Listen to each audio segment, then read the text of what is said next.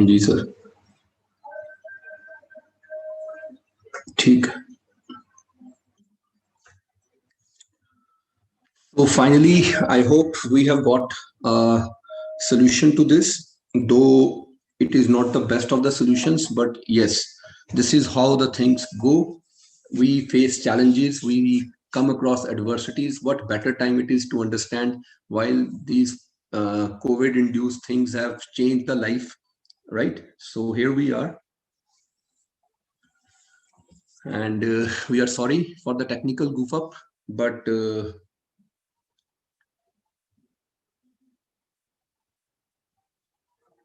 we will definitely try to keep it now student friendly.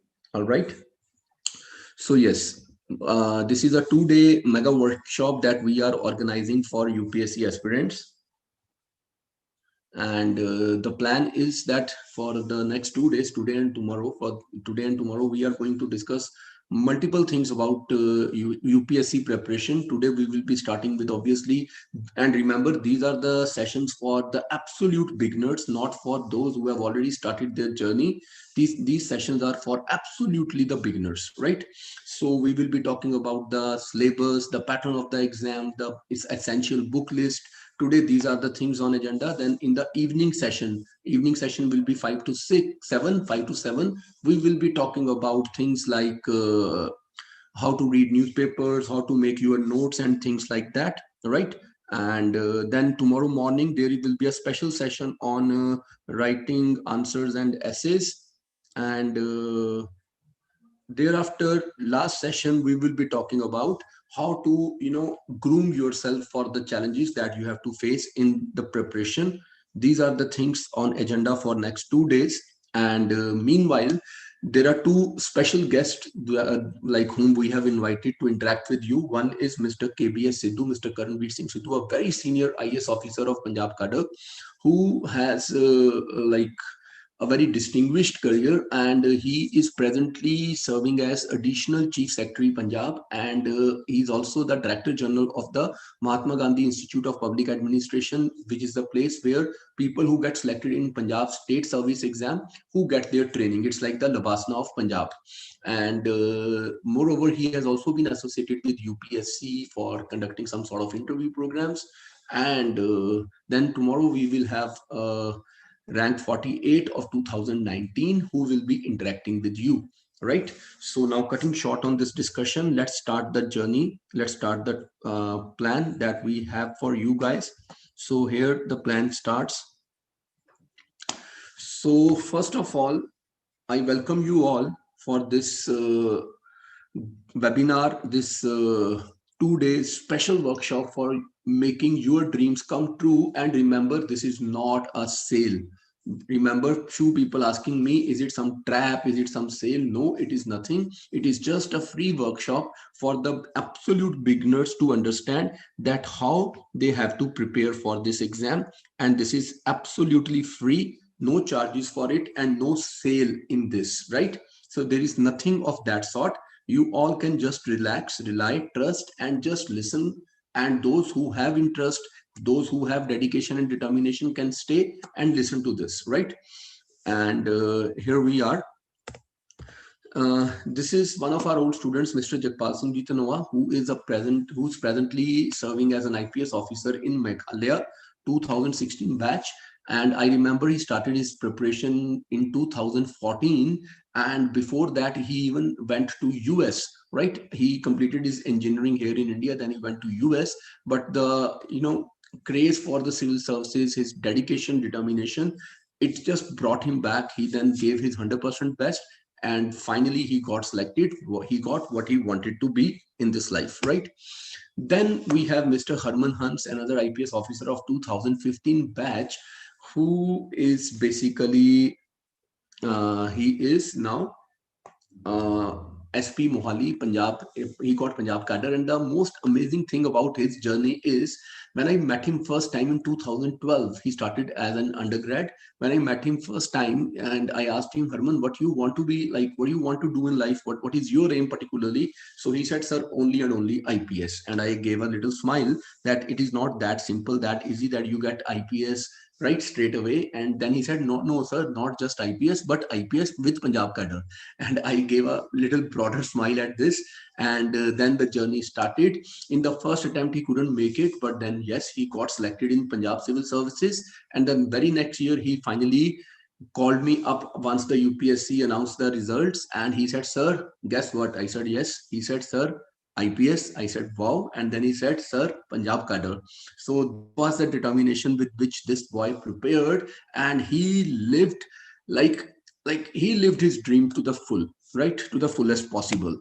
Then there is Chandrajyoti. She is IAS 2019 batch, and the most amazing thing is, as a undergrad student, she met me, and she discussed the things with me and took some history notes from me, sorts a little guidance. Never came for full coaching, never came for full coaching, and she prepared at her own.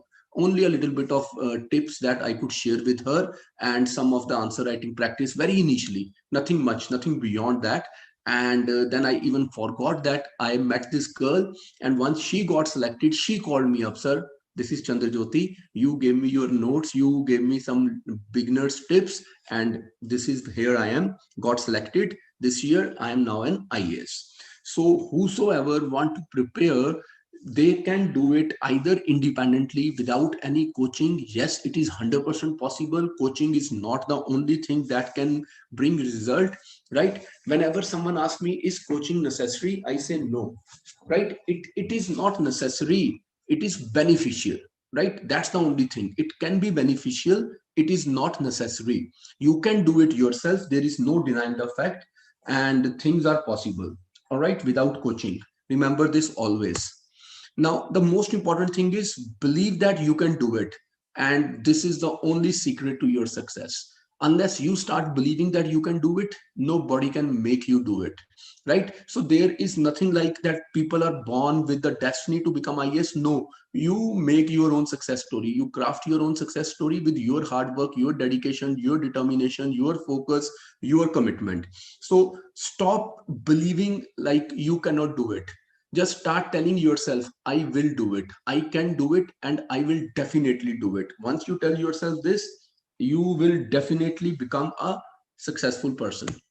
Now, this is your day one, session one. This is 11 to 12, though it has to be. Now we have to cut it little short, or we can extend it for 10, 12 minutes. And then Mr. KBS Situ will take over. And his topic for the day is what the UPSC interview panel looks in your personality, how they judge you. Then, like, what is the way of training for IAS officer, and what is the life as an IAS officer is. So coming straight from horse's mouth, he will be talking about all these things with you guys, right? So in this very first session, I will be talking about few things like the pattern of the exam, the syllabus, and the essential book list. While I will be letting you guys understand the essential book list, I will strongly recommend that you must write it down on a piece of paper, because though the book list is available on every second site, but the most important thing is to know that what book is to be read when, and which all books are to be integrated. So this is Mr. KBS Sidhu, who will be taking your second session, how the interview board evaluates your personality, how training transforms your personality as an officer, and what are the challenges in the life of an officer, right? So the agenda of this session, let's begin with the blessings of our parents, our teachers, and with that faith and determination that yes, today we start day one of our preparation for IAS, be it 2022, 2023, or 2024. This is not just a day, this is day one. This is not one day when we will start. This is day one, we are starting, right? Believing this, let's start the journey. So the exam pattern, the syllabus, and the essential book list, three things that I'm going to discuss with you. So the first step obviously is the prelim exam, which is MCQ, multiple choice question based exam, where we have two papers. Paper one is obviously, yes, general studies, and paper two is CSAT, civil services aptitude test.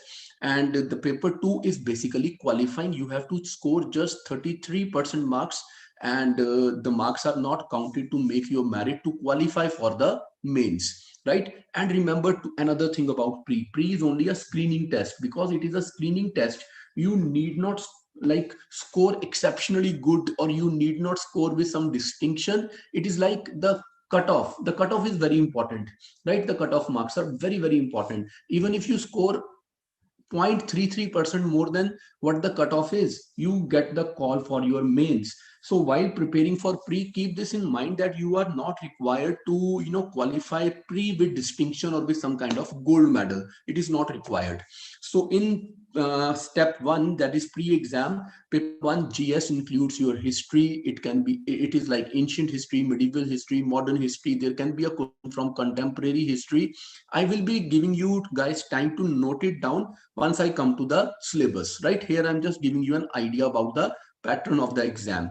So uh, GS paper includes history, polity, economy, geography, and environment, and then it includes science and technology. It includes international relations and current affairs. Right? This is all that you guys get as part of your GS paper 1, right? So there are 100 questions. Every question is worth 2 marks. So paper is for 200 marks. But the most important thing to remember always, the most important thing is that this paper has negative marking, 1/3 negative marking. So you have to avoid falling in the trap of those questions that allure you, but you are not 100% sure. Because if you get trapped in it, after every 3 wrong questions, you lose the marks of the right answer that you have given. So this is very important, and this needs a lot of practice, a lot of practice. Unless you do all this practice, it is not possible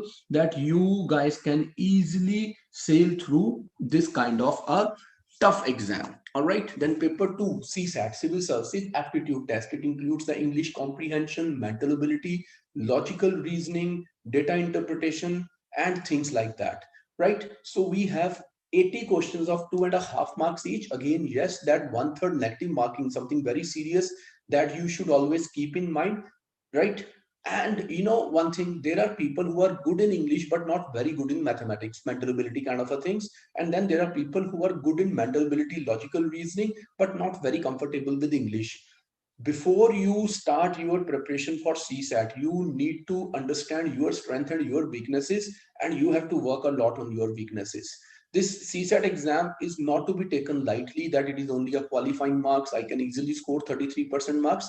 I have seen so many promising students not qualifying the pre because they could not qualify only CSAT. In GS, they could easily cross the hurdle, right? So don't take it lightly. If you are strong in English and not very strong in or very comfortable with logical reasoning or mental ability, do give 100% of your effort to mental ability and logical reasoning. And in case you have any problem with the English language, you need to work on it. And there is no excuse that, see, I am a Hindi medium student or something. You have to work for it, and you have to. And then this is your dream, your exam.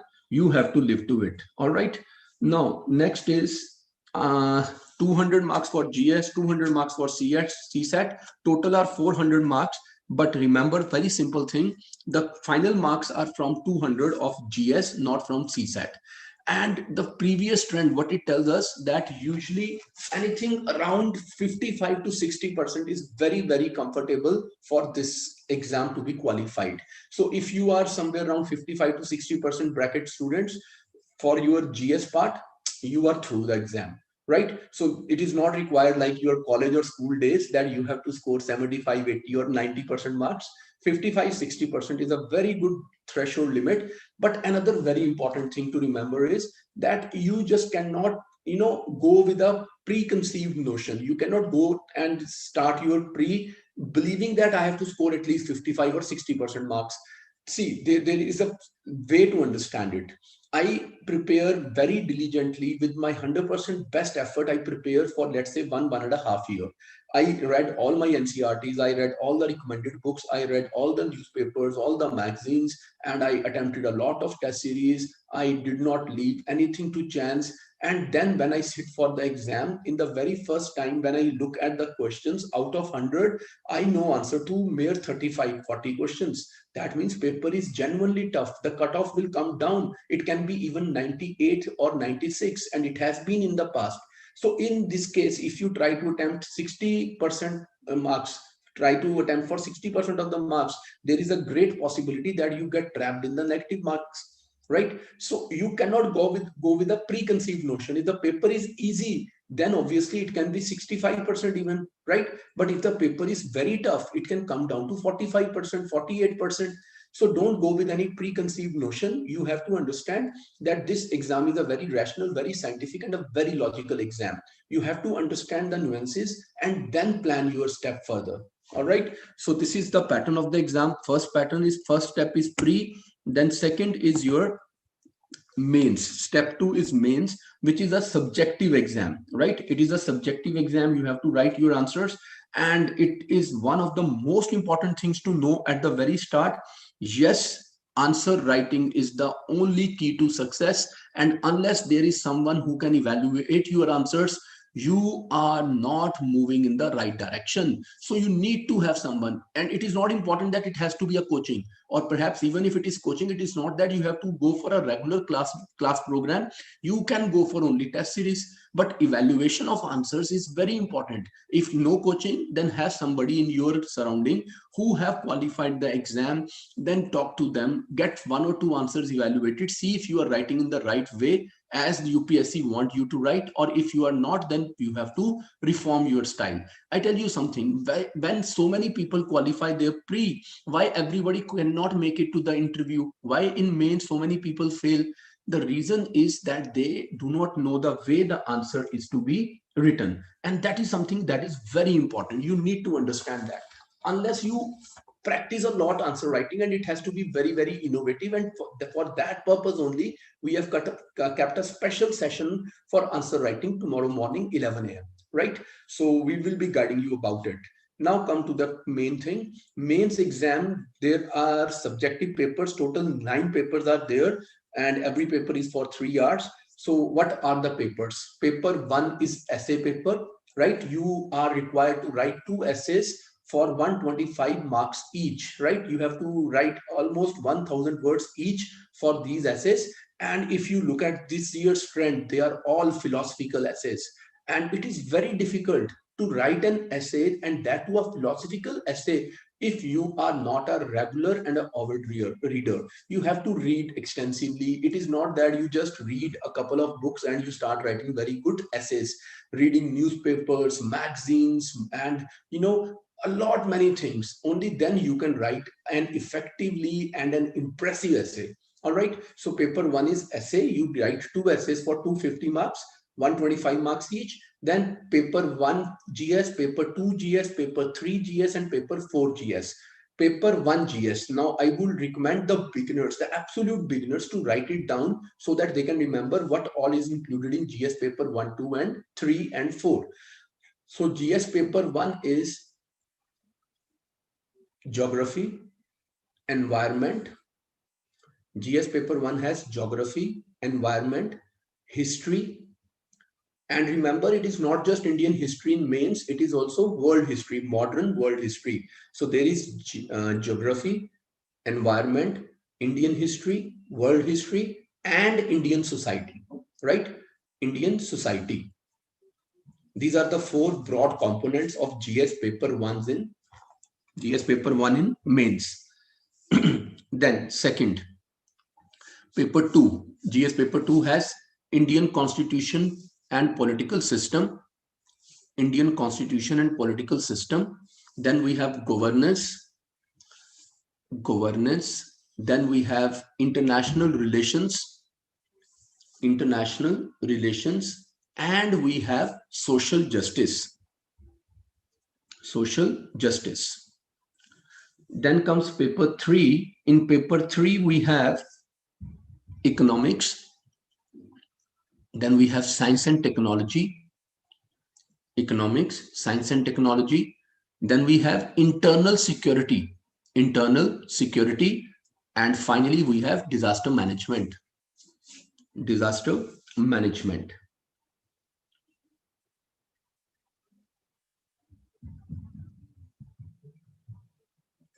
And then finally paper 4 is about ethics and aptitude of civil services, right? Civil servants. ethics. This is very important, very, very important exam. And this is very, very innovative topic as well.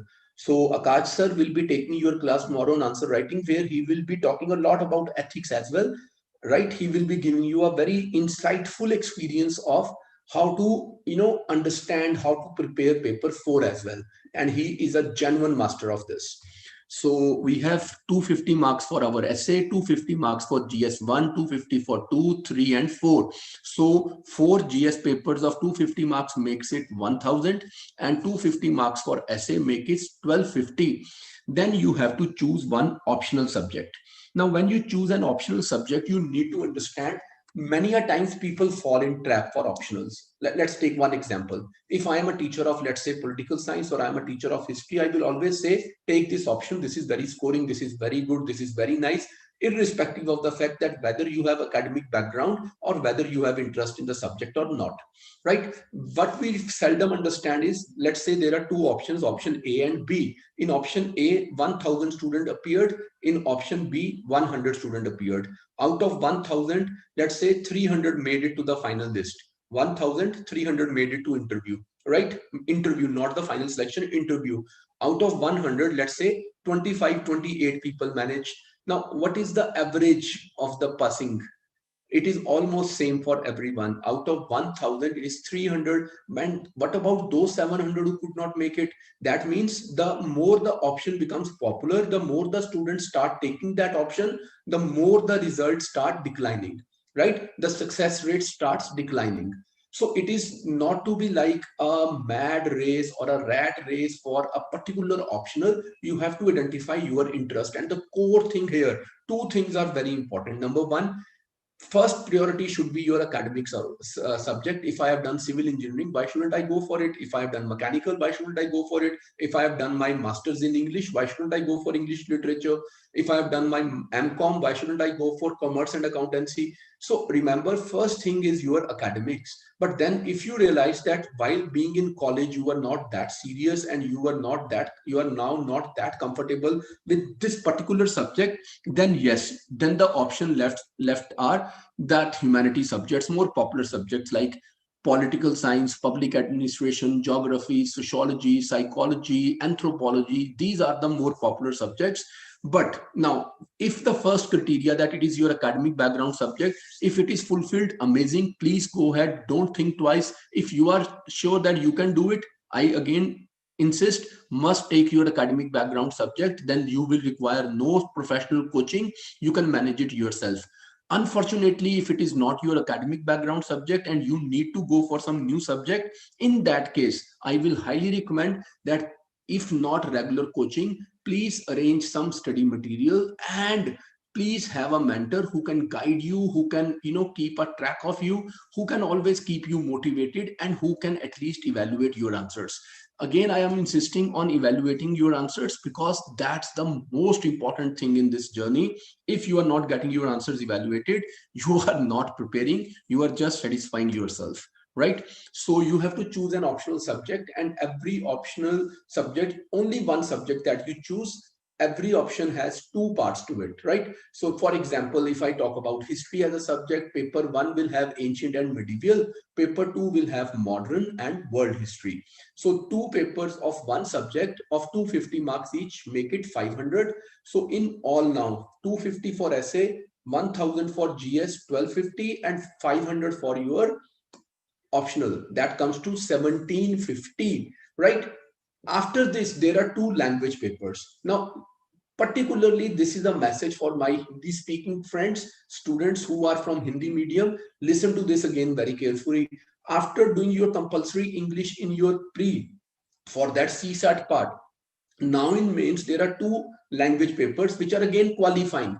One is English, and the other is your regional language. You can opt for Hindi, you can opt for Tamil, you can opt for Telugu, Assamese, you can go for Bengali, you can go for any language which is given in our constitution, 8th schedule, but English is important. And these language papers are qualifying. If you don't qualify these papers, your result is not basically favorable. You are not getting called for your interview.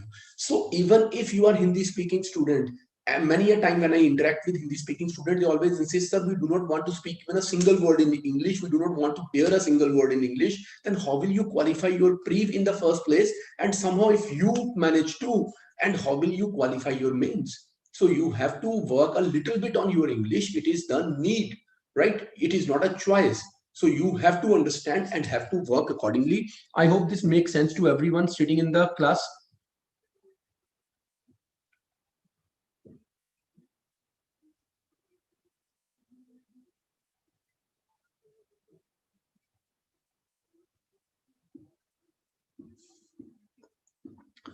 And there are few students chatting in between, and though I do not intervene in all these nonsensical things, but today I would like to take 1 minute for this as well. If these kind of students who are chatting and asking girls to share their IDs and things like that, if unfortunately any of them becomes an IAS officer or an IPS officer, God save us then. God save the country. These kind of people who cannot respect girls, who cannot respect their dignity, I think either they don't have sisters, or even if they have sisters, they still don't have any care for the respect of the girls, for the manners. And I don't think that it is their fault. It is the fault of the way they have been groomed and nurtured by their families, right? Perhaps their families have taught them not to respect girls.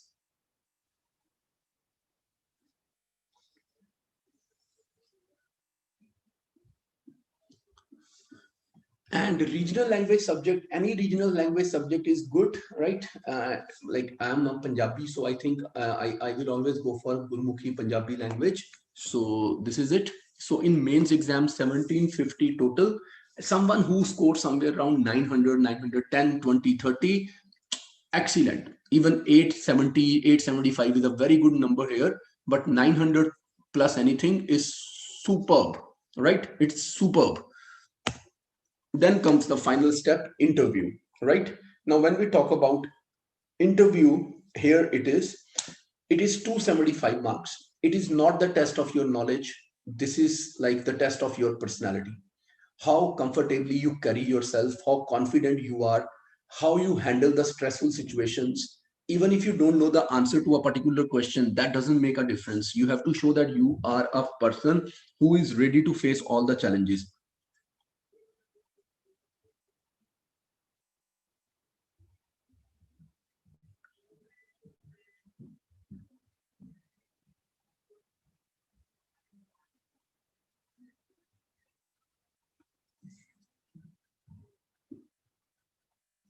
All right, so 275 marks for your interview.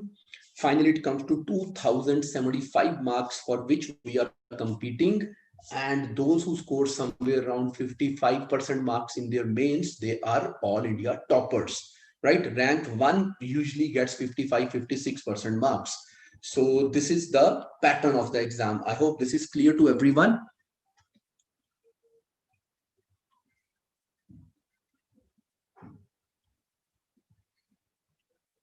This pattern is clear to everyone now. Can I move ahead with the second step?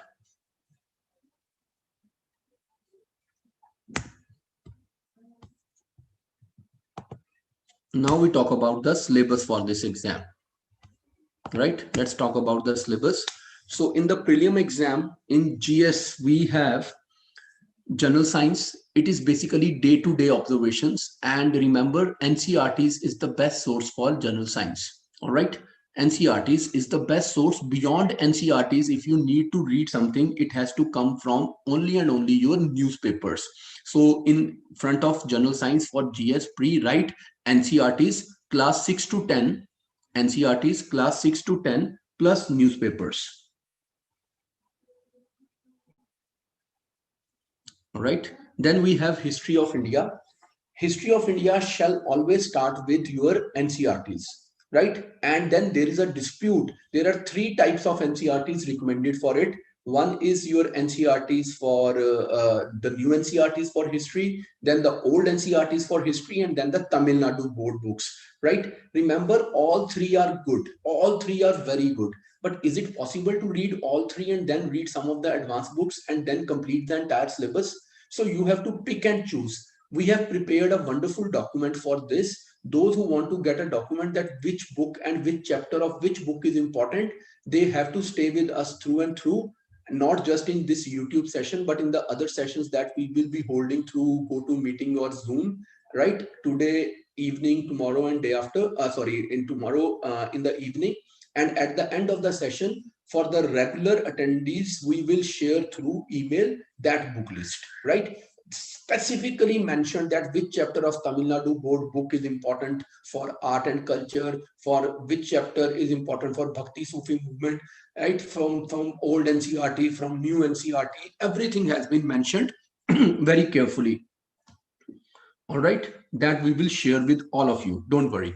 Then comes India and world geography. Now first let us understand geography in two ways. You have to read geography not just India and world, you have to read geography as physical and human geography, or perhaps you can say you can read geography as a theory part and as a practical part, right? So this is India and world geography. You have to read about it. The basic source will always be your NCRTs, right? And beyond NCRTs, the book by G.C. Leong, Go-Chin Leong, is a very good book, but now not very relevant. So there has to be some alternative source, but it cannot be directly Majid Hussain book. It is for optional. So usually student, they get interested in reading so many books, and they fail to focus on any particular source. Let me tell you something today. It is important and necessary. It is important and necessary that you should read one book multiple times rather than reading multiple books one time each. Reading any book one time, you will never remember anything. But if you read one book multiple times, cover to cover, you will remember everything. So it is more about multiple revisions rather than multiple sources, right? This is very important, and you need to remember this till the time you get finally selected. All right, guys. Then next is Indian polity and governance. There is nothing better than Lakshmikant, nothing better than Lakshmikant. But remember, Lakshmikant will not cater to everything that you need. So you have to add the NCRTs, particularly that class 11 book, 11th class political science book, particularly political theory book, right? Our constitution is important, but political theory again is very important. You have to add the information from political theory. We have seen they asking questions on Marx, ideas of Karl Marx, ideas of Gandhi, right? They are nowhere mentioned in Lakshmikant. So how can you just rely on Lakshmikant? You have to add things to Lakshmikant to score good in your pre, to stand good chance to qualify your pre. So remember, 11th class, both books of political science, our constitution and working of our constitution and political theory, they both are essential, right? This is about your Indian polity and governance. Obviously, I hope you remember, you understand that yes, after reading your Lakshmikant, after reading your NCRTs, you have to read your newspapers and add a lot of information from the newspapers, right? Then comes economic and social development. For economics, now remember again, there is theory of economics and then there is practical economics, right? Practice or day-to-day working of the economic system. So you have to read it in both the ways, the theoretical aspects and the practical aspects. And then there is Indian economics, and then there is world economics or global economics. And then there are so many institutions of economics related to economics. For example, there is World Bank, there is IMF, and there are so many others, right? So we have to keep everything integrated. So basic, start with your NCRT and then go to some recommended books like Ramesh Singh by McGraw, or there is another book, Sanjeev Verma, right? These are two very good books. You can pick any one of these. Ramesh Singh is more like pre-focused, and Sanjeev Verma is more mains focused. So what you can do, you can start with Ramesh Singh before your pre completed, and once it is done, then after your pre, you can quickly revise through Sanjeev Verma, updated book of Sanjeev Verma. That can be very, very handy, right? Now, you have to read economic survey of at least 2 years. The year when you are appearing and the previous year. Economic survey of 2 years is very, very important. And the budget of the same year is important. And then there are so many important reports, the documents, the white papers that keep on coming. You have to keep track of it. You just cannot lose track of it, right? And that is why when people ask, na, is coaching necessary? I say, no, it is not necessary. It is important. Why it is important? At least somebody is there who is keeping track of the things. They are preparing the notes for you. They are providing you with all the inputs, right? You need to just work on those inputs. That's the only thing that makes coaching important. I will again say it is not necessary, right? Then we have environment, ecology, biodiversity, and climate. So these are the other important things. And environment is more or less always current based environment. Very few questions come from the static part of environment. And when we talk about environment, here I would love to give you an idea that how you can integrate various things, right? How you can integrate various things. There is a proper component in the 12th class book of biology on environment. There is a chapter in geography on environment. There is a chapter in political science on environment. So instead of reading environment from only one source, bring all the sources together and make and paraphrase the things: political aspect of environment, biological aspect of environment, and the geographical aspect of environment. When you bring three things together, you make your comprehensive note, and then only you understand that how you can write a better and an effective answer. So NCRTs is the key to your success. With this, as we have got our distinguished guest, Mr. KVS Sidhuji, and welcome, sir. Sir, your mic is off, I suppose. Unmute. Yes, sir. Good morning, rather good afternoon. Yes, sir. Welcome, Thanks sir. for having me here this morning. Thanks. Thank you very much. Yes, sir, it's pleasure and honor is for us that we have such a distinguished person addressing the young brains who aspire to enter into the corporate services, as you have yourself been serving for last, I suppose, more than 30 years. It's going to be 37 years by the time I retire. So it's 36 years plus, 36 and a half. Amazing. That speaks for itself, sir. So over to you, sir. What I would suggest, Manu, is you laid out the context, and in the little blurb that you've already circulated, I think the first portion was regarding the interview. And so you kindly guide me through that. We can start with the interview part of it, or you want me to start off with the general part of it? Sir, interview part will be the best way. Students been waiting for that for quite some time because of your experience. You see, the interview is the culminating part of this campaign, I would say, of the civil services, which begins before the preliminary examinations. Your graduation and post-graduation and your normal course of business is a part and parcel of your preparation for the civil services.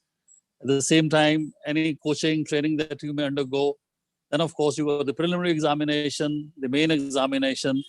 And then it is really the cream of the cream that the Union Public Service Commission would like to interview people face to face, and they give you approximately 30 minutes of time. And this is what really makes all the difference. Even if it does not make the difference between your getting in or not getting in, it definitely makes a difference as to what service you are going to land up in.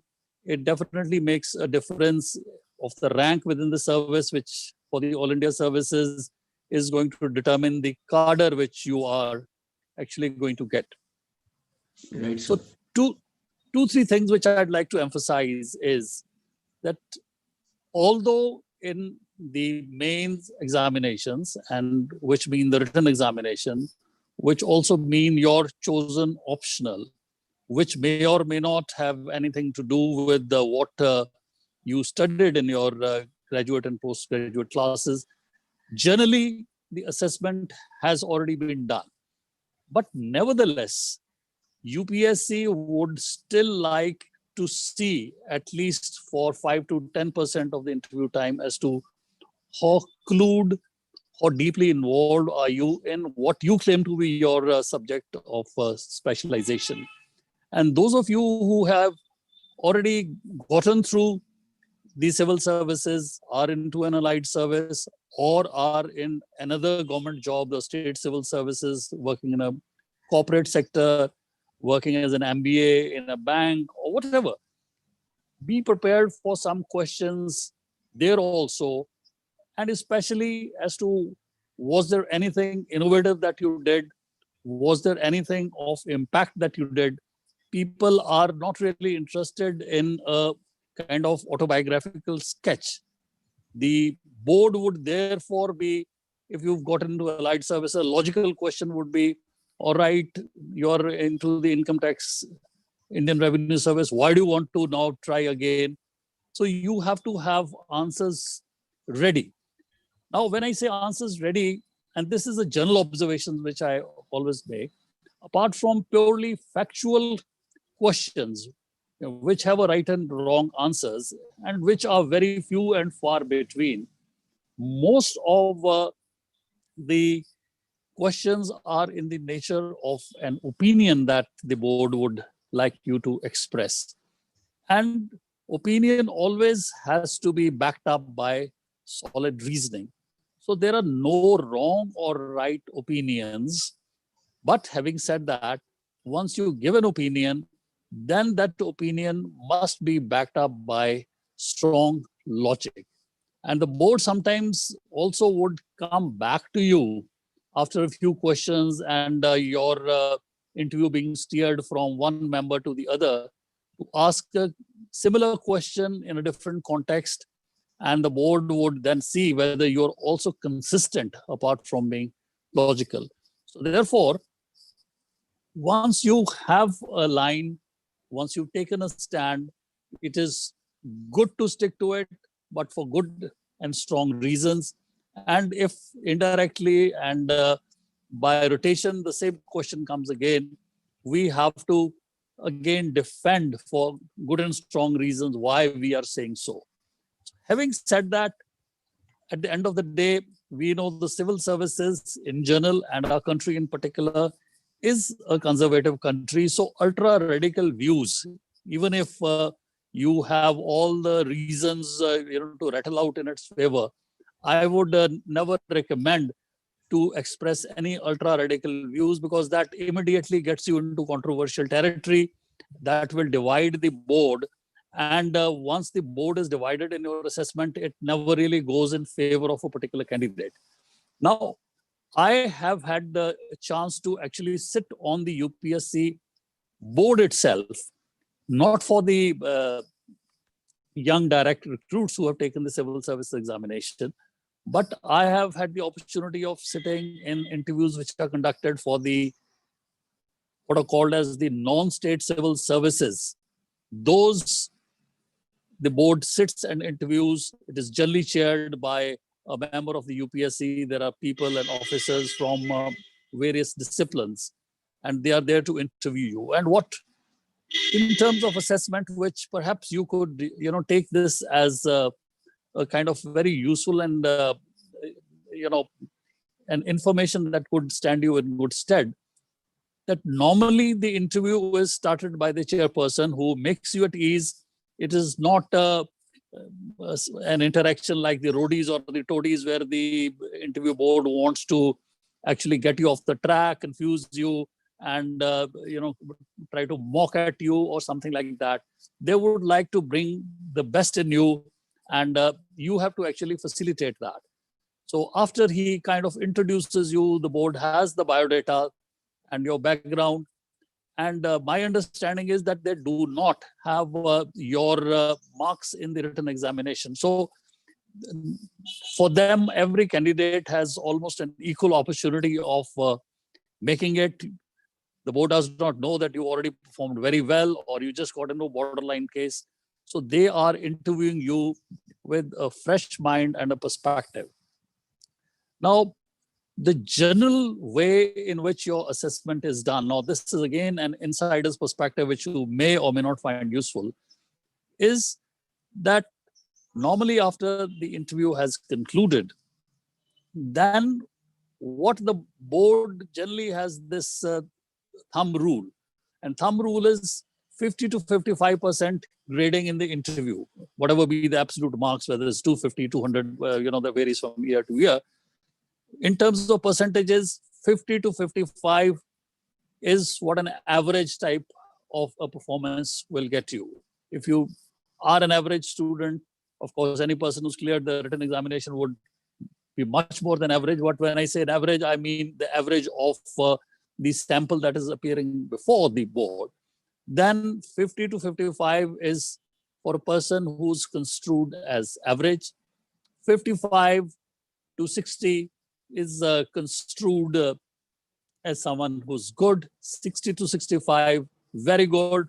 65 to 70 is outstanding. And outstanding really means outstanding where the board is unanimous that here is a youngster who has really shown in all aspects and has rather exceeded the expectations of the board. There are few and far cases where you could score more than 70, 75%, even 80%. But those are, I would say, 2, 3, 4 candidates in the whole sample of interviews. So therefore, you have to be equally respectful of each and every member, because after your interview is over, generally the chairman of the board would say, well, yes, you say, yeah, average. The other member would say good, average. One would say very good, and a kind of a consensus is reached, and then a person is, say, graded as very good. Okay, very good. Is he 62 or 63? And that is how the marks are going to be put.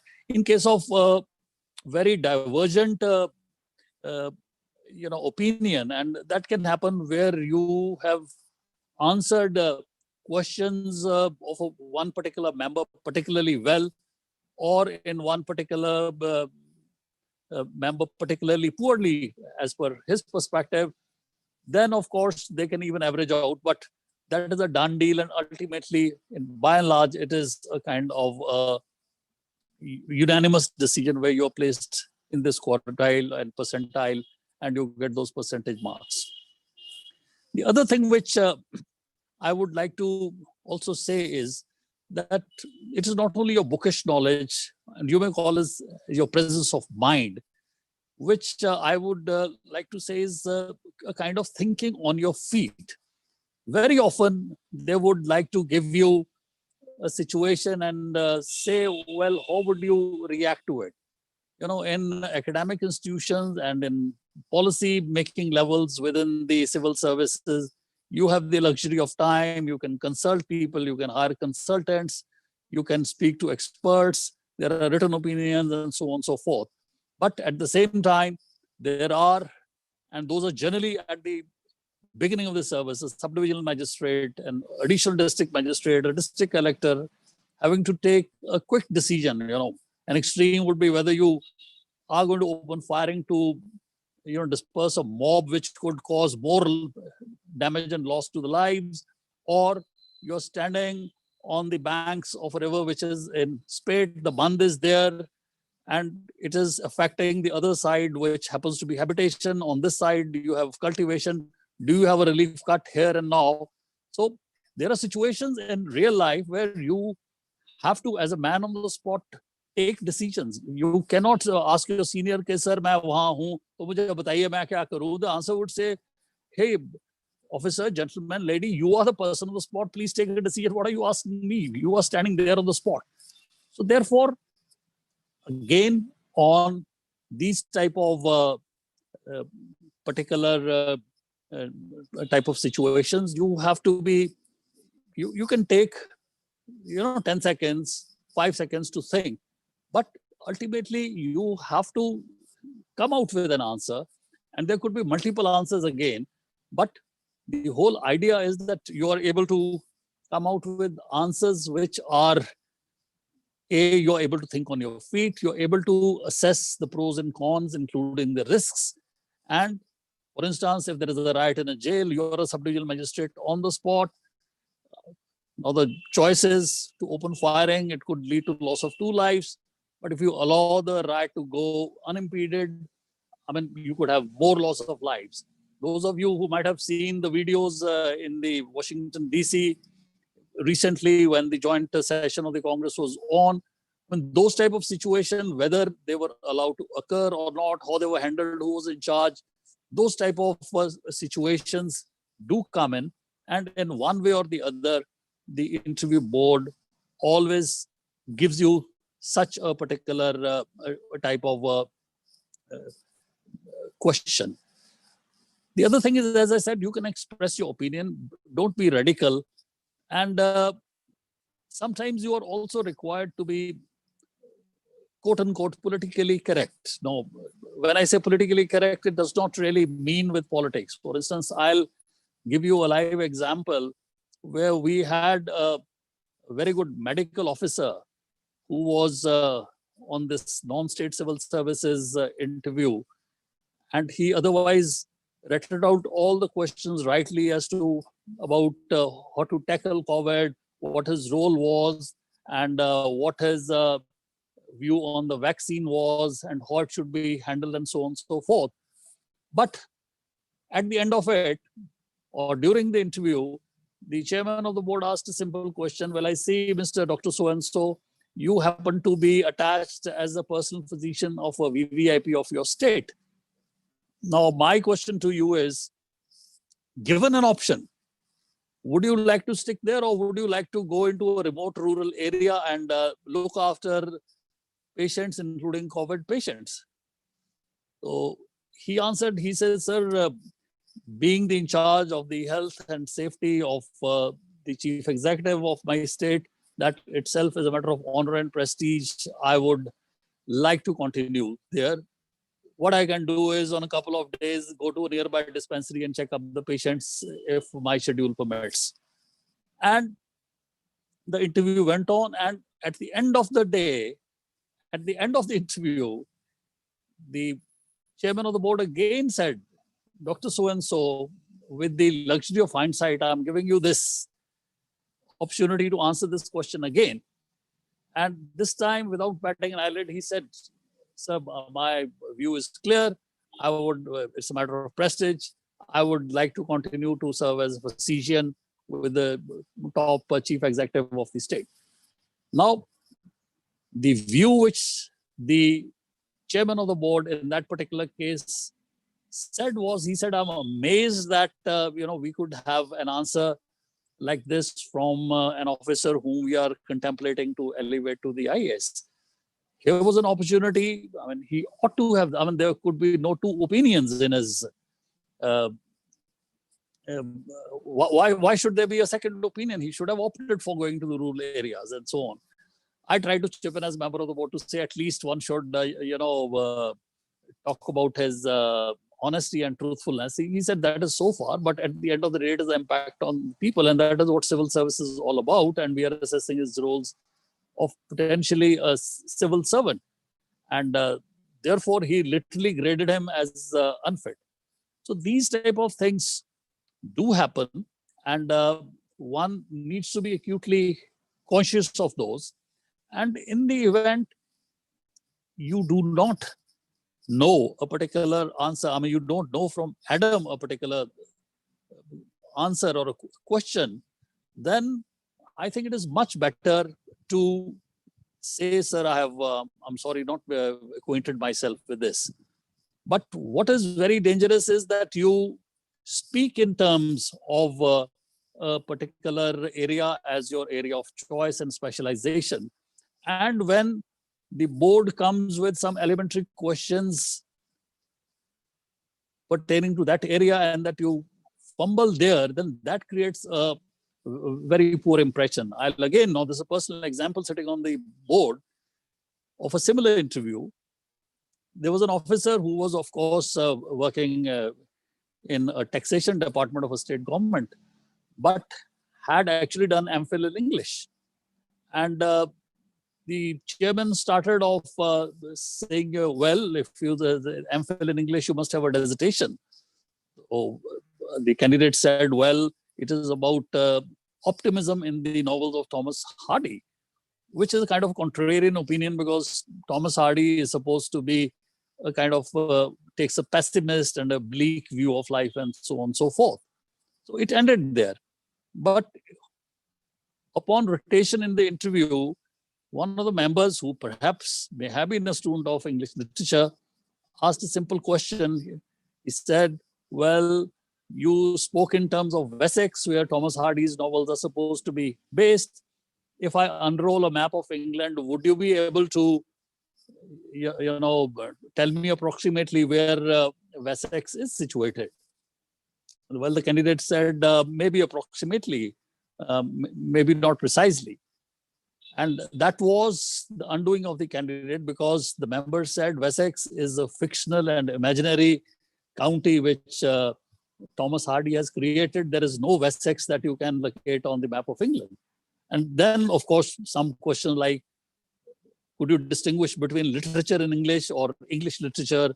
If R.K. Narayan writing in English and being taught in English honors course in our school, is it English literature or literature in English? So a person who's an MPhil, if he fumbles in questions like this, then I'm afraid it creates a very poor impression. But having said that, I would like to say that you should go, of course, go with a sense of purpose, go with a sense of optimism. Overconfidence need not necessarily be reflected. That can go on to the other direction. At the same time, you shouldn't be too diffident. And if you're able to answer, please answer. If you're answering correctly, you can make it out from the, the expression of the members that they are satisfied. Please carry on, as long as, because you're in the control of the answer. They've asked a question. And in my opinion, you should conclude at an optimal time. You can't stretch it too further. But sometimes they've asked a question and you say yes, no. So the answer is not yes, no. The answer is also then why yes or no. So that is also something that you need to take care. Another thing which and that's my personal opinion, and that's how I feel, is that at the end of the day, the interview board is your audience. And like in any public speaking, you are addressing an audience, which is 5 or 6 people sitting in a kind of a semicircle, and you are sitting across the room. I mean, it may not be a big hall, it could be a small room. And the major issue sometimes which comes up is one particular member has asked a question, and the question is a general question. And it is normal to be looking at that particular member and, replying to the best of your ability, the question that has been asked. But sometimes it is, a longish type of an answer. So my suggestion would be that instead of the other members being totally disconnected, you can have a kind of rolling and a roving eye contact with the other members, so that they do not feel in any way redundant, or it's not a kind of a monologue between you and the particular member who's asked the question. So, and sometimes once you are addressing those questions can actually even come from there, though normally they go sequentially, and that sequence within the same interview board may also change depending upon how the chairman would steer the thing. But at the end of the day, I think the interview is something which is the culminating part of it. And once you reach there, you have a very good chance. You ought to have read that particular day's newspapers, the major issues. For instance, if your interview is taking place these days, what the form laws are, what your views thereon. I mean, you need not know them clause by clause, but definitely something which is topical and in the news on that day, within that week. Any enlightened young person who's aspiring to be in the civil services ought to know, and those type of questions are about to come. So this, Manuji, was as far as the interview is concerned. Let's take it from here, where you want me to take the discussion further. The second thing that the students would like to know from you basically is like how the training part transforms the personality of a candidate from an aspirant to an officer. No, that's a very, very interesting question, and there are divergent answers. And some people say that the civil services ought to be like the defense services, where like in NDA you take people from class 11th and 12th, and then you kind of see the basic aptitude, physical and mental is there, and then you kind of shape the people. Whereas traditionally in civil services, the consensus has been that there needs to be a level of maturity, in terms of analysis, in terms of critical thinking, in terms of overall awareness, which comes with at least a graduate or a postgraduate or graduate honors course.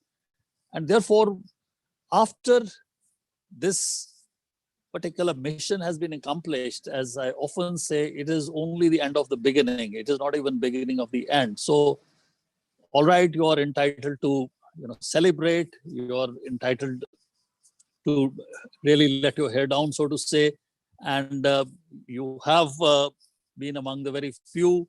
You would be a kind of an immediate idol within your family, within your friend circle. People would be asking how you prepared. There could be media attention and attention from peers group and so on and so forth.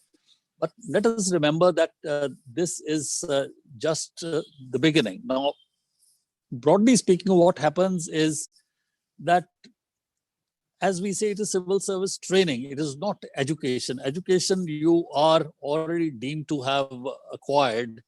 And this is now the nitty gritty of the administration, which the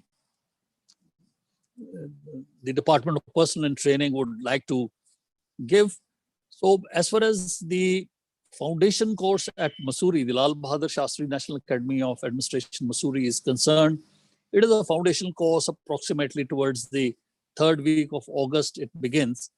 And depending upon the subject to the availability of seats and so on, all the IAS, the IPS people, foreign services, and depending upon the availability of seats, the other allied services go through what is called a foundation course, which is seen as something which is common, which is a kind of a unifying type of a course. They will talk to you in terms of the constitution of the country, the Indian economy, how your service fits into the overall socio-political economy of the country, and what are your interactions with the other services. It also creates a sense of a bonding. Then broad issues which you face, for instance, the broad fundamental principles of law, they would be taught. The departmental inquiries, these are nitty-gritties which you, in every service, you face and you're required to conduct or sit in judgment. And similarly, in terms of lessons in leadership, in motivation, motivating yourself, motivating your subordinates, because at the end of the day, civil services is nothing but getting along with people. And so that is where they teach you that, all right, hierarchy is there in every organization. I mean, it is fashionable to talk in terms of flat organizations and so on, and paperless organizations. But at the end of the day, the hierarchy is there. But those dotted lines which increase your influence laterally and sometimes upwards also, how to increase your influence, how to get your proposal through, how to communicate in writing, how to communicate. So those type of things are a part and parcel of the foundation course. Whereafter, once this is done, so all the other services, they kind of, for want of a better word, disperse to converge at their respective national academies. For instance, the IPS people would then be going to Hyderabad to the National Police Academy, and Nagpur would host the Indian Revenue Service, income tax folks, National Academy of Direct Taxes. Shimla would be training further the Indian Audit and Accounts Service, the customs people elsewhere, and then, of course, the foreign service people have their own institute. So as far as the IAS is concerned, they kind of stick along to the Mussoorie Academy, and by the end of December, or middle of December, when this foundation course ends, you head off for what is called Bharat Darshan. And this is really the time when, in different groups, you bond yourself, and you're also wonderstruck by the sheer expanse and diversity of the country. You meet with young collectors and young subdivisional magistrates doing cutting edge work in remote tribal areas. There is an army attachment. You could also if the Vidhan Sabha is live, to actually be in a state capital and see how the thing is working. And in other words, you have a very, very expansive bird's eye view, which is put in 3 to 4 weeks. And more than that, it creates friends for life. By the time your cadres would have been allotted, for instance, I mean, recently you would have seen the cadres have come. Normally they would have come in December itself, middle of December, because of the COVID scenario. They've come now in January. You know you're going to be serving generally in your state of allocation in your own cadre. But Bharat Darshan cuts across all these, and you have friends across the different cadres. Back to Mussoorie Academy, you are there till approximately May. And now the emphasis is basically on the IAS core issues, which are all India in nature. Because the 2-year training, you would be going to your state institutes. So part of that would be field training, or in case of, for instance, Punjab, we host the IAS probationers from Punjab cadre in Mahatma Gandhi State Institute of Public Administration, which I'm currently heading.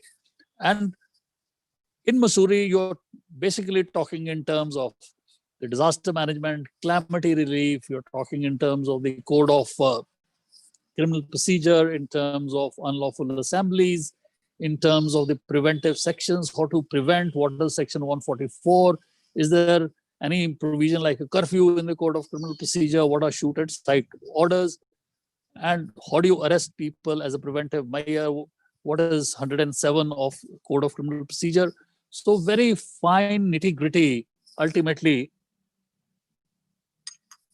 you are taught in the Mussoorie Academy, basically all India in nature. For instance, Right to Information Act, they would give you a full-fledged modules on that, not only in your own capacity of what information to give or not to give, but also citizen-centric type of a view.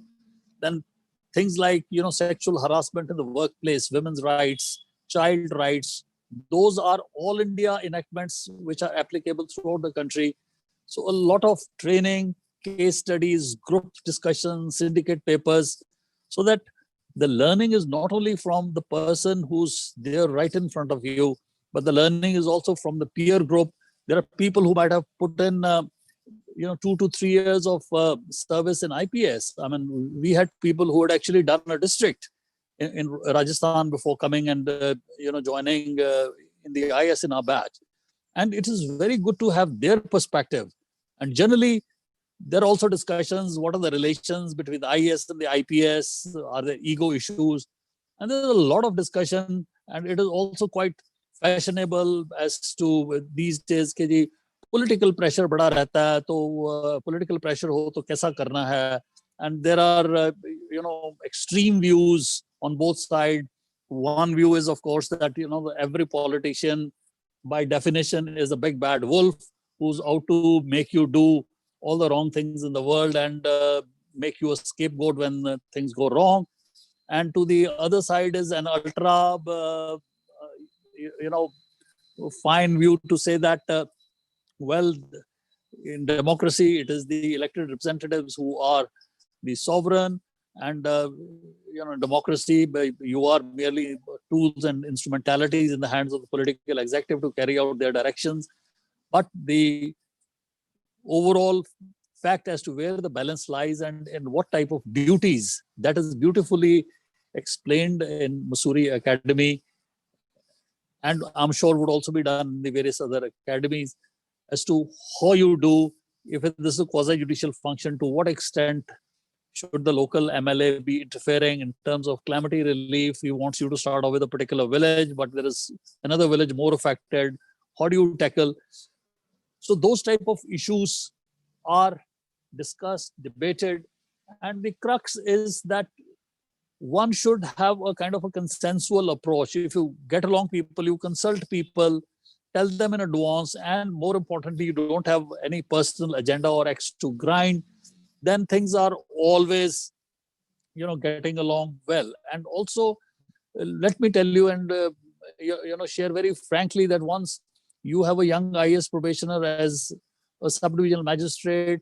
People know that he's here in this cadre for 30 odd years at least, and therefore he's to progressively be manning, higher and higher positions. So that also works very well in favor of the All India services. What is an ASP today? After 5-6 years, maybe the SSP of the same or the neighboring districts.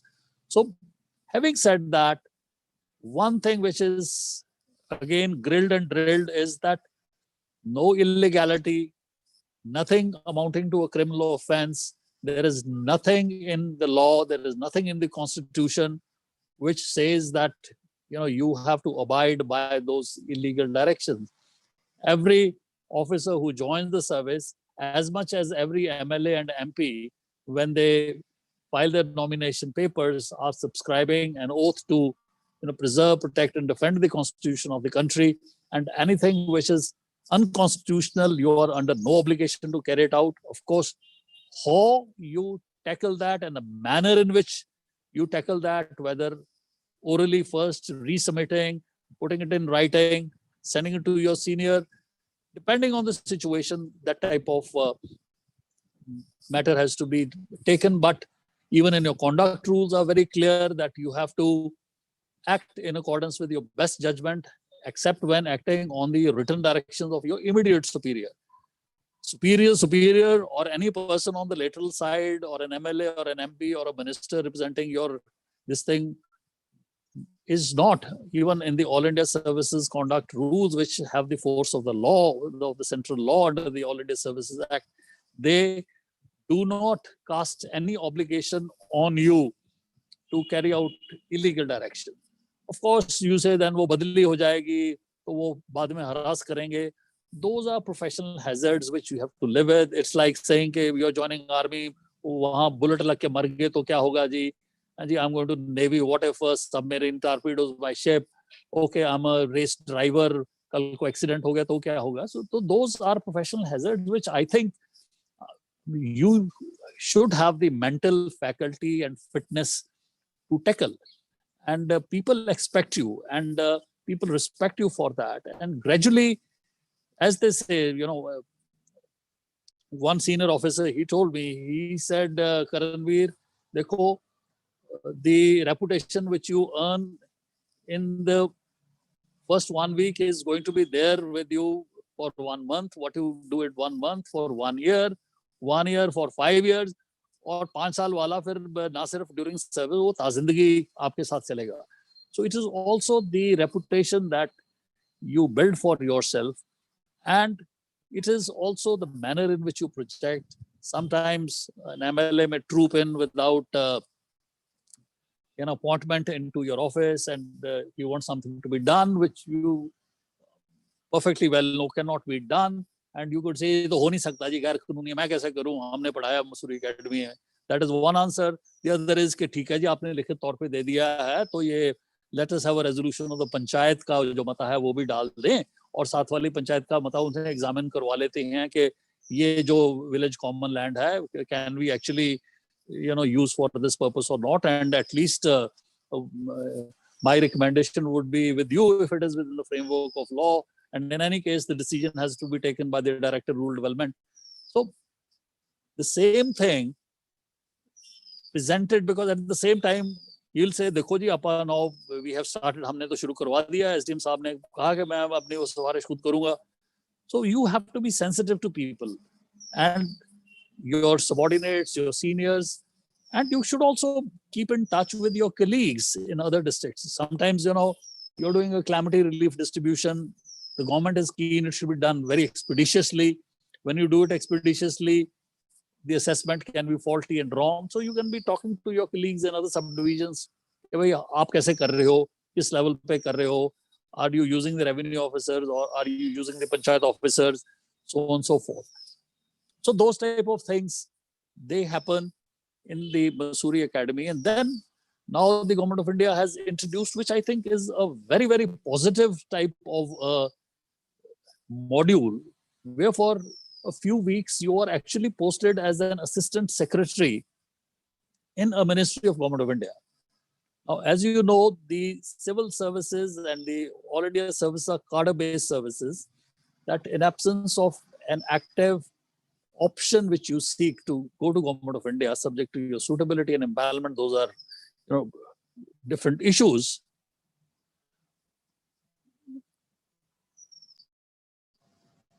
Hello?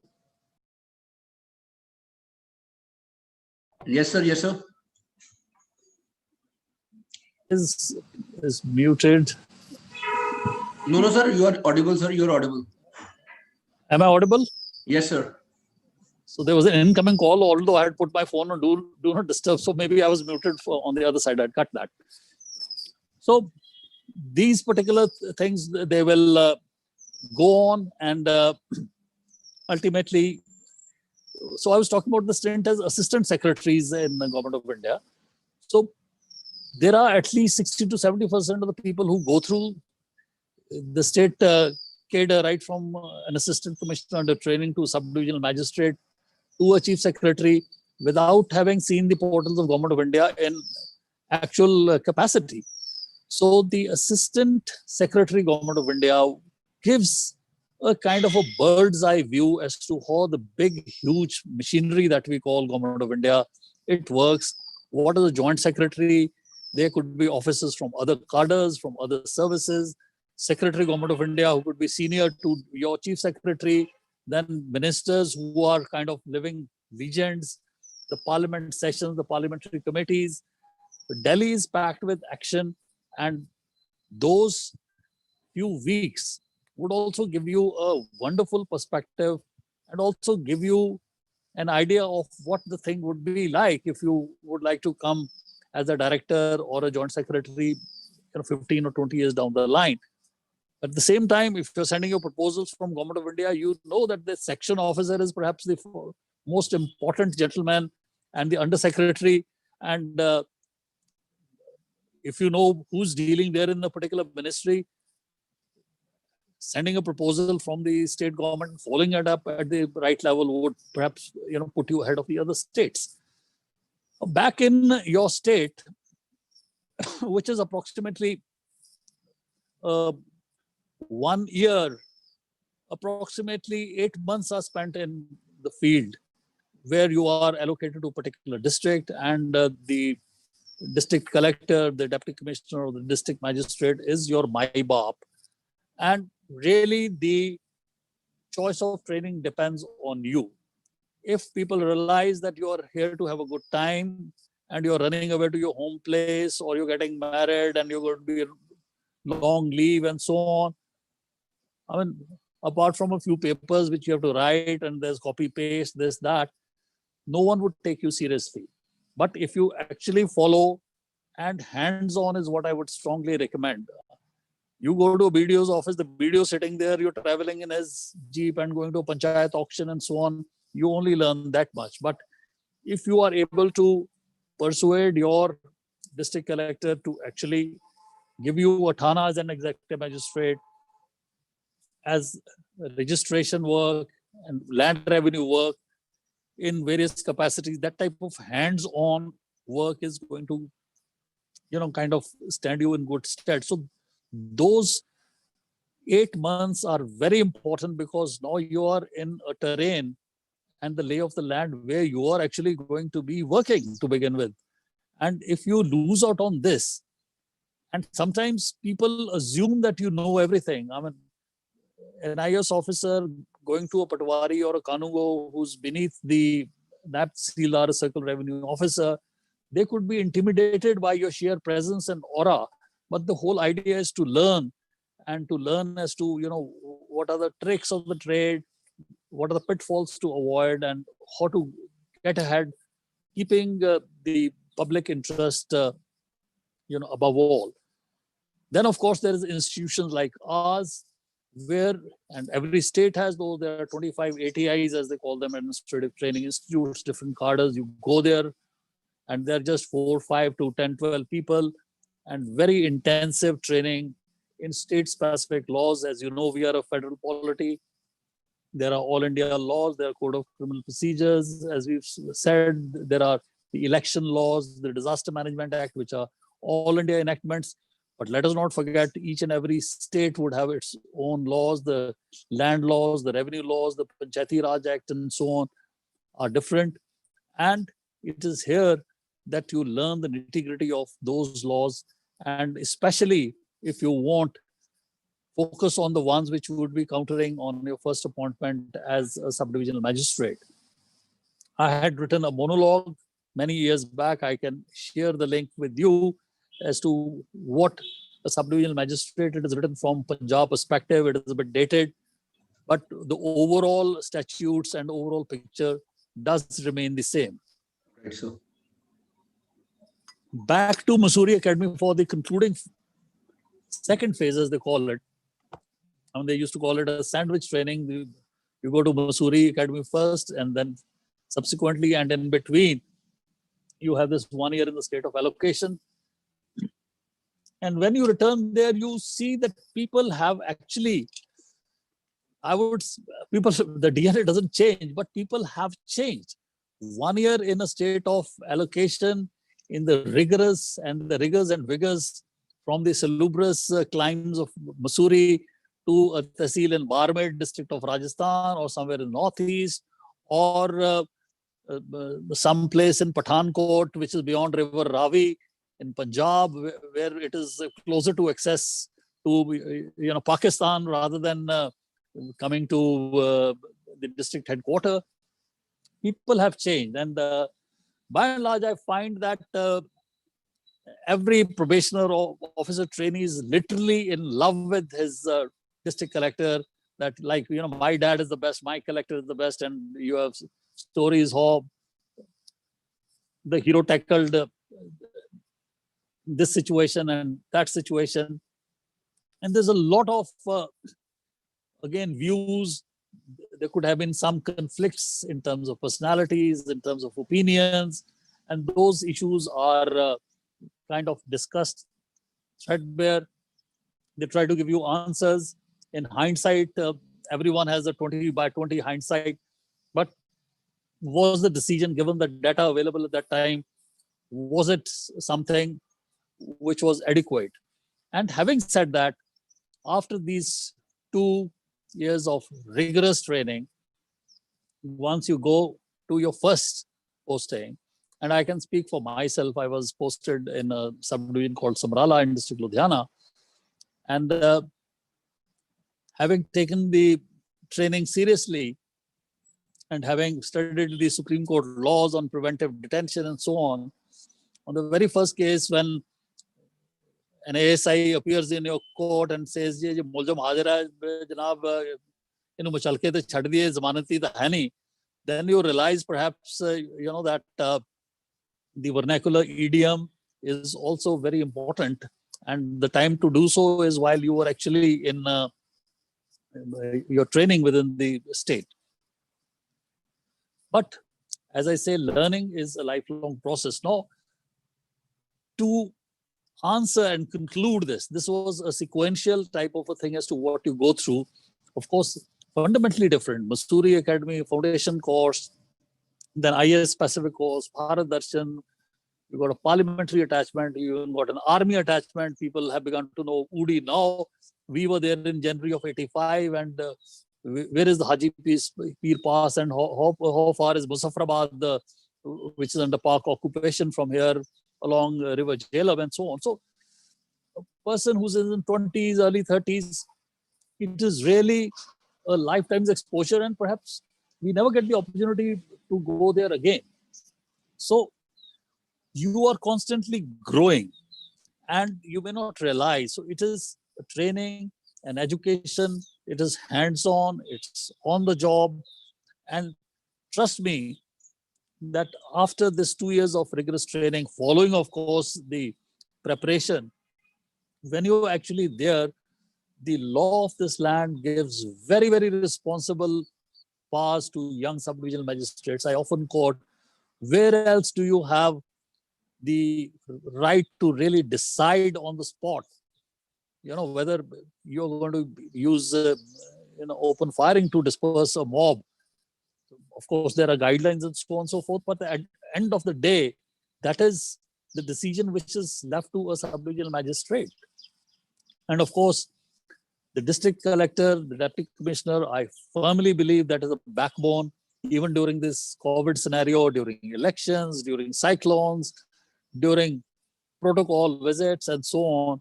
The role of the deputy commissioner is very important, and a deputy commissioner can be no better than the sum total of his sub-divisional magistrates.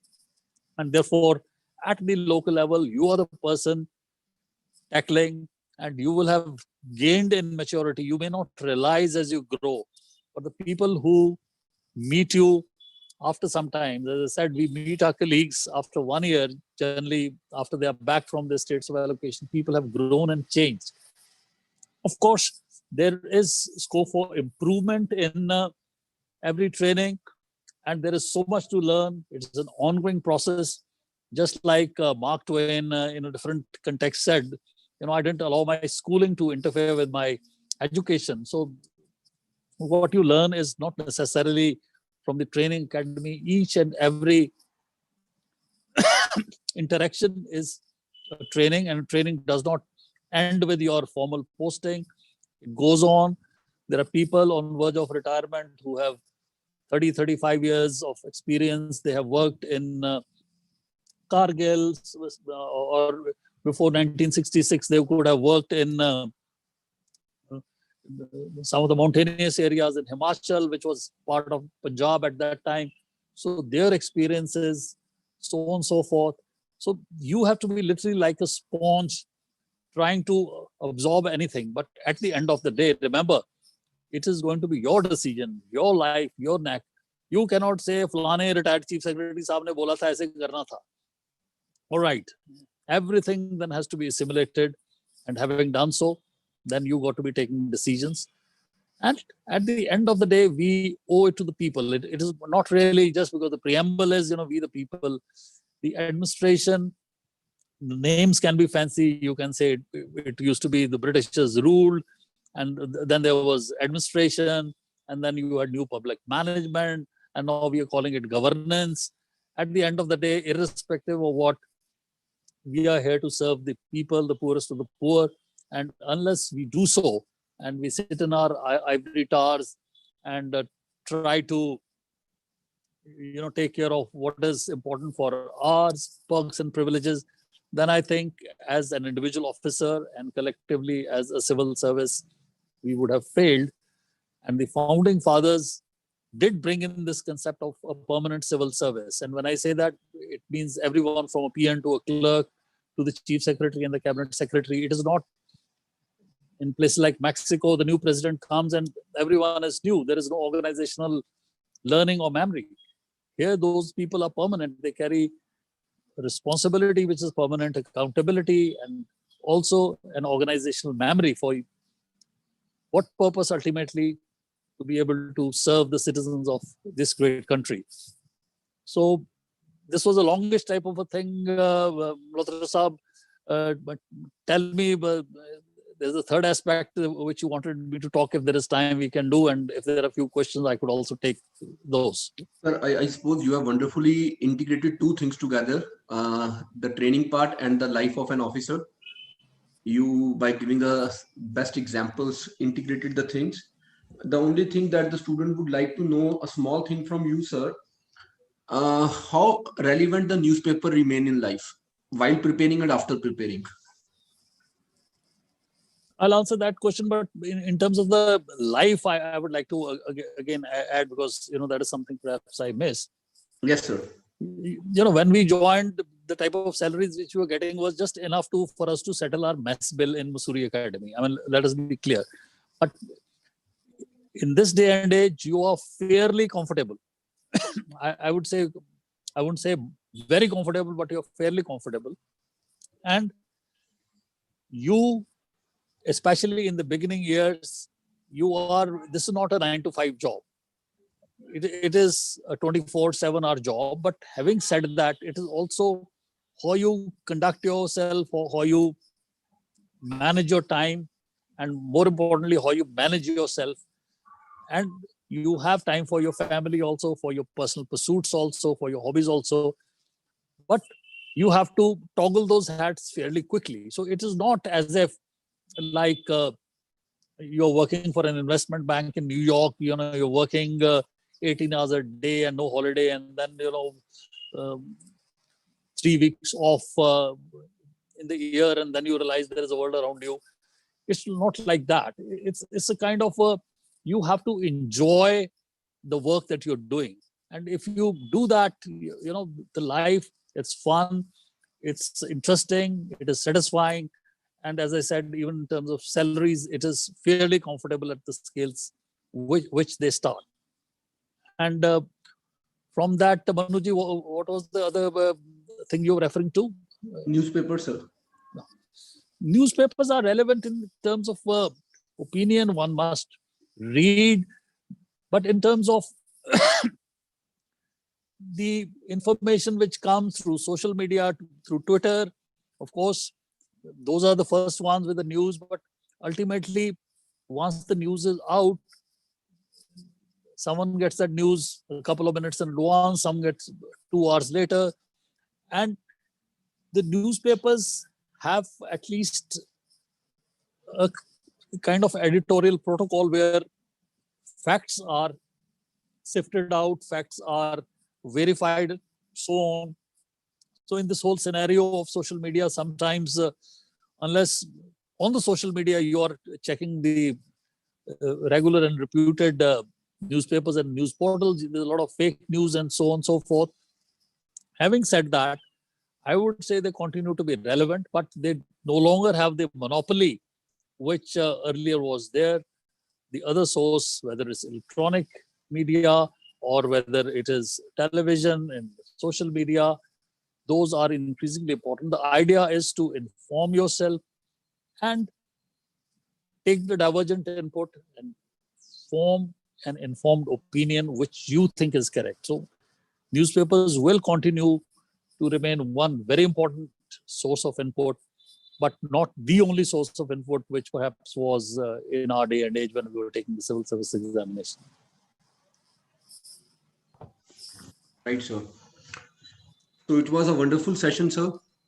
And students who genuinely are up for this exam, they would have loved it to know that it is not just about the part of their journey with books, but beyond that, how they transform their personalities and how they face the adversities in life. Right, sir? With these words, we thank you a lot. Thank you. Right, sir.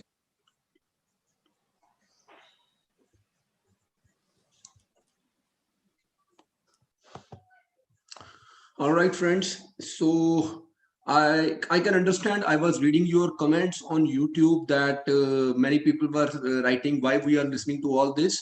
But remember, nowhere ever you will get a chance to listen to all these ideas from such a senior IAS officer, that what is like seen in your personality, how the interview panel looks at you.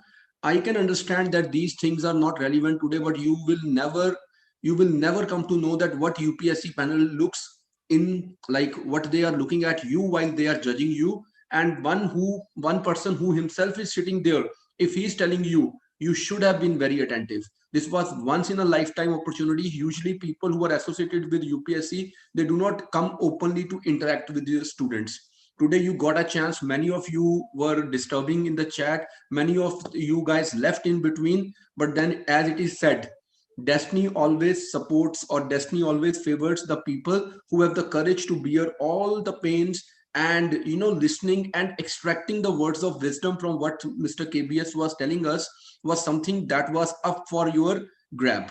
But anyways, now continuing with our session, we will meet at 5 p.m. and I will now complete the remaining part of session 1, and then I will tell you how to read newspapers and how to make notes. Right, that is one of the most important things.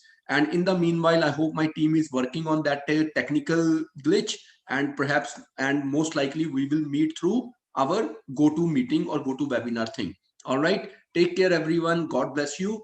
And once again, we are sorry for the technical goof up, and we are sorry for them who could not appreciate what we try to do for you today. Perhaps once you are done with your preparation, you are like sitting at the stage where you perhaps are writing your mains or getting a chance to face the interview board, you will remember this day. You will thank us on that day, that on it was on 16th of January 2021, that on the Raj Malhotra IAS channel, on which we had a chance to interact with Mr. KBS, and he gave us some insightful ideas, and today we can use them if you have heard the ideas carefully.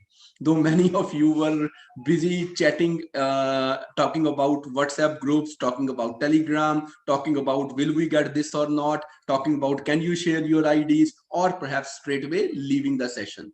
So with these things, we come to an end of the session, and we promise you guys that the remaining 3 sessions will be very, very useful, very, very fruitful, and no one who is a serious candidate can afford to miss these free 3 sessions.